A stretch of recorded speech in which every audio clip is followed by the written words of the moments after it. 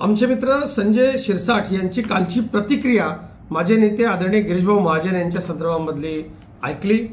संजयजी, शब्दलालित्य आमच्याकडे देखील खूप आहे, परंतु आपण एक लक्षात घेतलं पाहिजे की माननीय मोदीजींच्या आशीर्वादानं हे रामराज्य जनतेची सेवा करण्याकरता जे आलेलं आहे त्याच्यामध्ये खरोखर या संकटमोचकाची भूमिका अतिशय महत्त्वाची आहे आणि मारुतीरायाला स्वतःच्या ताकदीची जाणीव इतरांना करून द्यावी लागायची।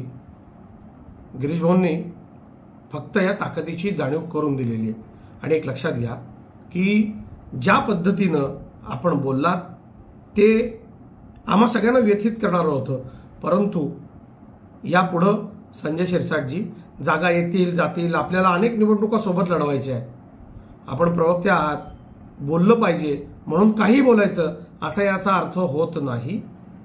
महाराष्ट्रामधल्या ज्येष्ठ नेत्यांच्या बाबतीमध्ये बोलत असताना आपण खिल्ली उडवणारं, अवमानकारक तर बोलत नाही ना, याची आपल्यासारख्या राजकारणातल्या ज्येष्ठ मंडळींनी निश्चितपणे जाणीव ठेवली पाहिजे, कारण शब्दांचं भांडार सगळ्यांकडेच असतं। गिरीश भाऊ हे आम्हा सगळ्यांना अभिमान असलेले आमचे ज्येष्ठ नेते आहेत आणि एक पुन्हा लक्षात आणून देतो की खरोखरच महायुतीचं राज्य अस्तित्वात येण्यामध्ये या संकटमोचकाची भूमिका संजयजी फार महत्वाची होती। आपल्याला मंत्रिपद नाही मिळालं ते पुढच्या वेळेला मिळेल, जागा नाही मिळाल्या त्या नक्की मिळतील, पण महायुती राहिली पाहिजे याकरता शब्दांची निवड आपल्याकडनं देखील तितक्याच संयमानं होणं अपेक्षित आहे।